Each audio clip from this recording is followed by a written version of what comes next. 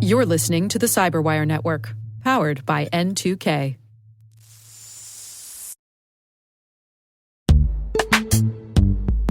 This episode is brought to you by Palo Alto Networks, the leader in cybersecurity. As AI-driven attacks increase, organizations can't afford to have network security that's stuck in the past. Discover how Palo Alto Networks can help you predict what's coming and proactively secure against it with a zero-trust, AI-powered network security platform built to secure whatever, whenever, wherever. To learn more, visit paloaltonetworks.com/network security platform.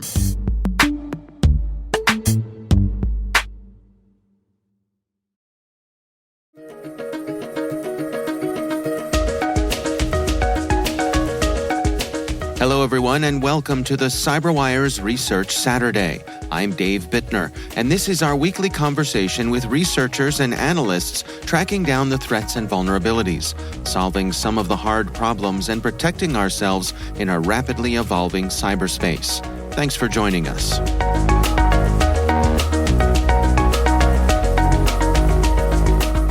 One of our research projects is related to the analysis of Docker images that are pushed and updated on Docker Hub every day. Our guests today are Alessandro Brucato and Michael Clark from SysDig. The research we're discussing today is titled AWS's Hidden Threat, AMBERSQUID, Cloud-Native Cryptojacking Operation.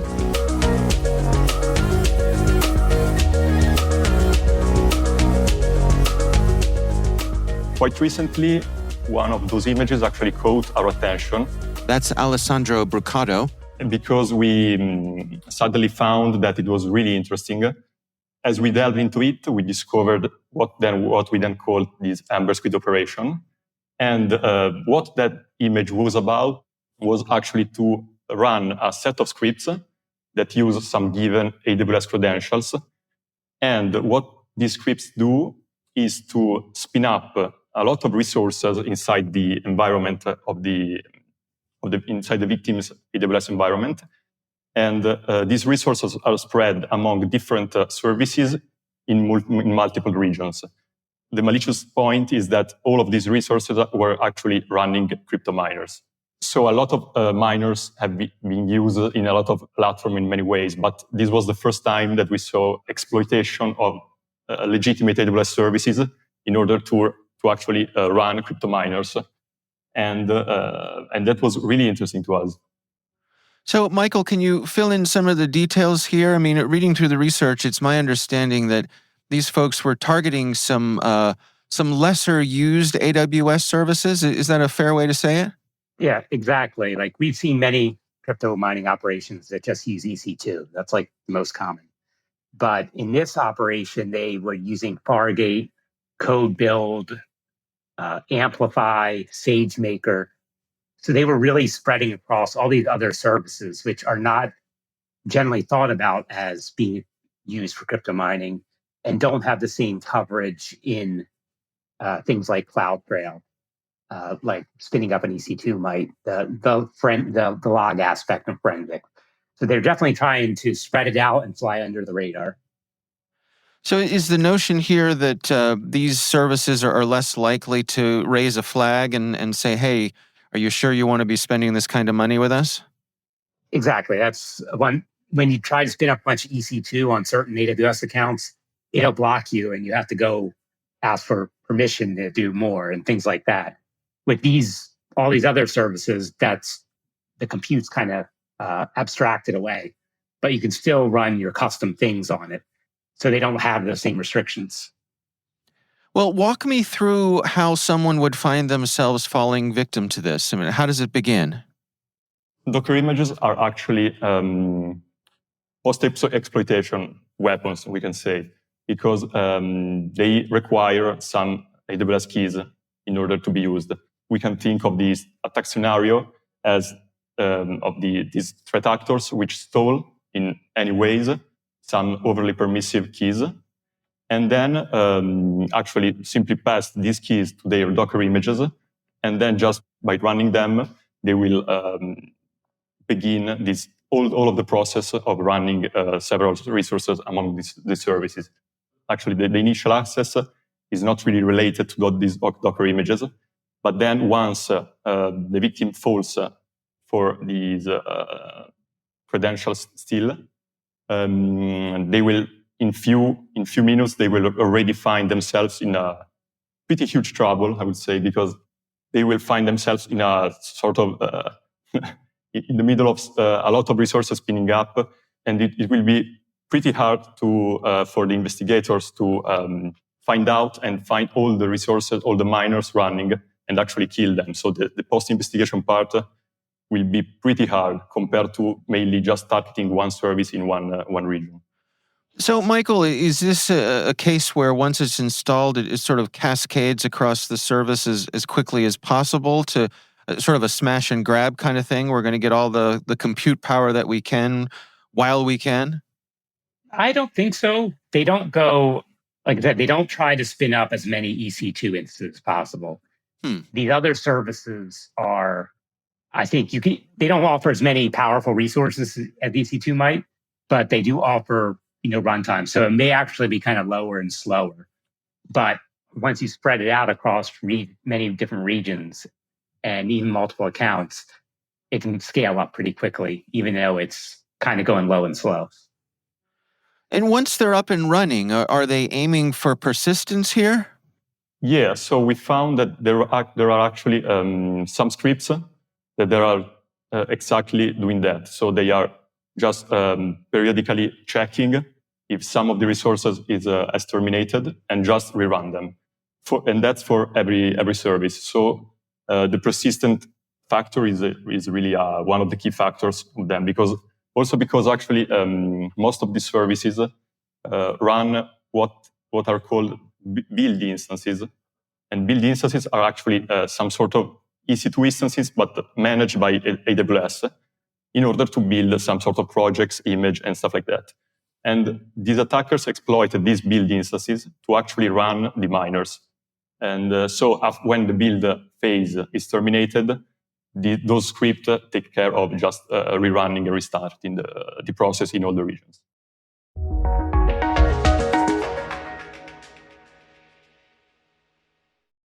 The start of the year is a great time to take that next step in your education, career, and beyond.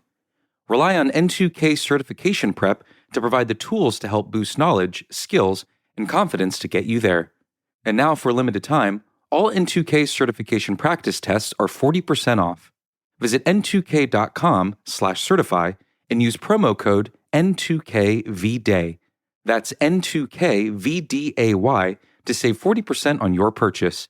That's n2k.com/certify with promo code N2KVDAY. Offer ends Monday, February 19th. Happy learning.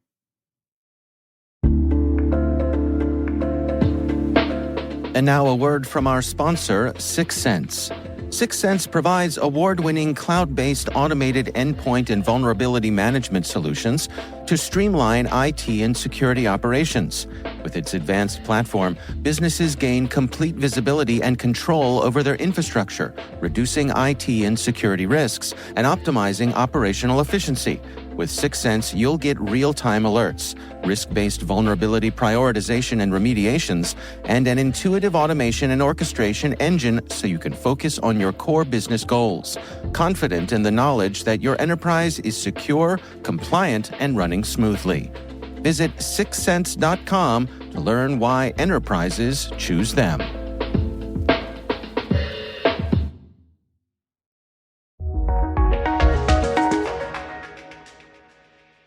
And what are they mining here? What sort of crypto miners are they using? We saw a lot of varieties of crypto miners, actually. I actually didn't count them, but they are, I think, more than 10 different of cryptocurrencies. So actually what we did was also a sort of research about all the crypto wallets that we found for every different cryptocurrency in order to see in which currency maybe they get more money out of them. And but actually they mine with Tidecoin, Zephyr, Verus, Monero, and something more. Do we have a sense for how successful they've been? Can we look inside some of those wallets? Yeah, we managed to look inside some of them, not all of them actually, but some of them, yes. And from what we saw, we count actually that around at least $18,000 were received in those wallets. But yeah, considering that there are also wallets cannot investigate it, yeah, this sum will be surely higher. Yeah.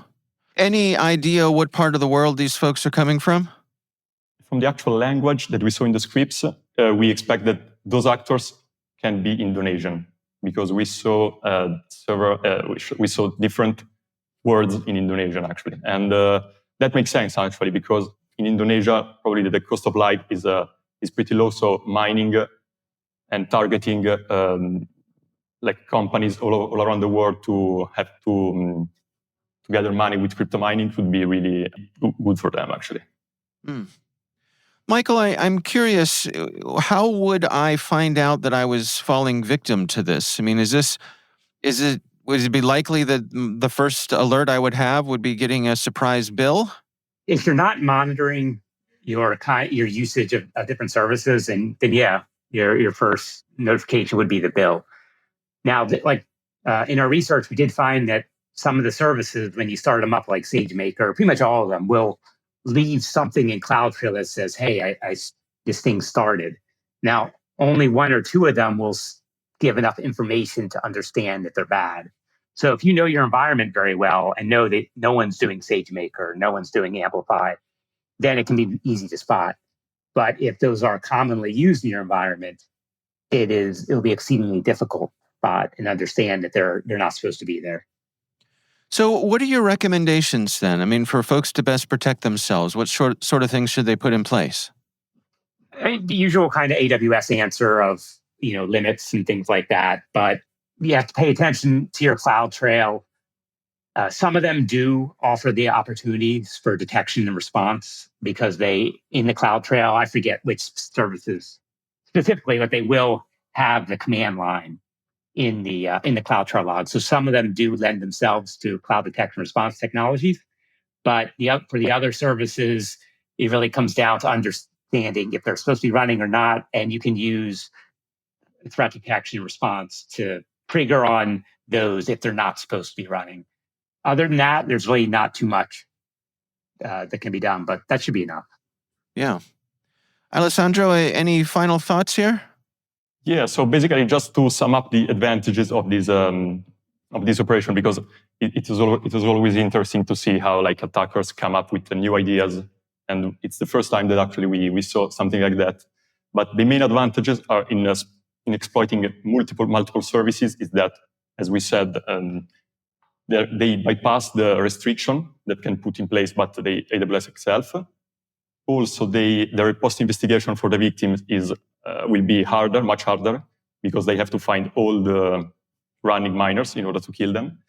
And most of the services provide those instances without ability of actually, for the victim of actually to put in place some runtime security coverage.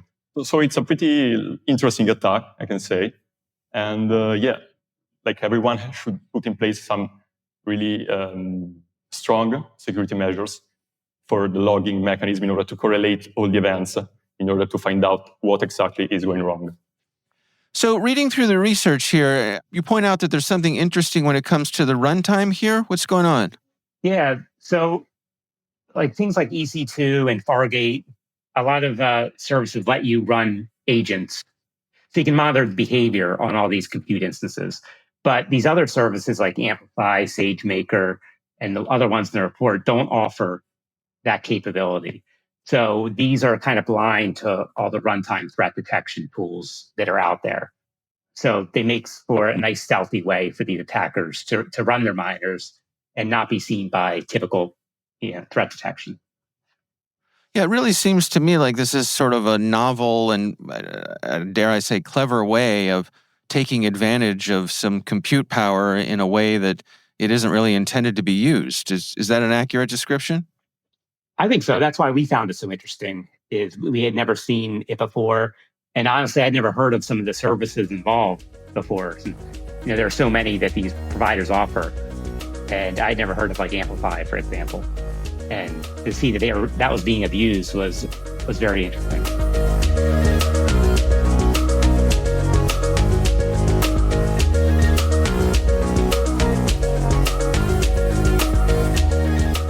Our thanks to Alessandro Brucato and Michael Clark from SysDig for joining us. The research is titled AWS's Hidden Threat, AMBERSQUID, Cloud-Native Crypto-Jacking Operation. We'll have a link in the show notes.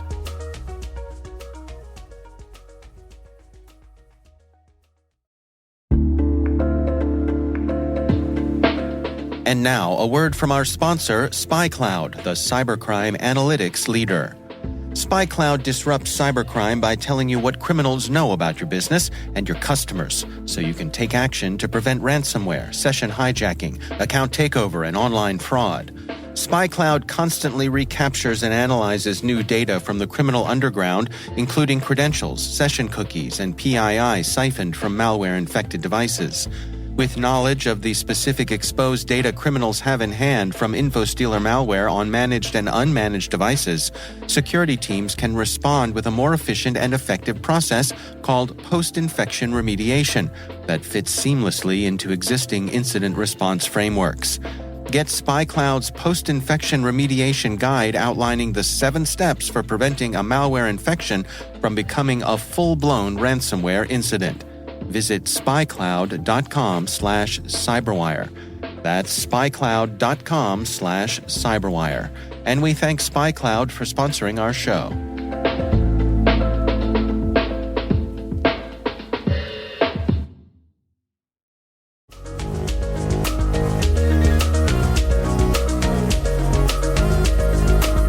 The CyberWire Research Saturday podcast is a production of N2K Networks, proudly produced in Maryland out of the startup studios of Data Tribe, where they're co-building the next generation of cybersecurity teams and technologies.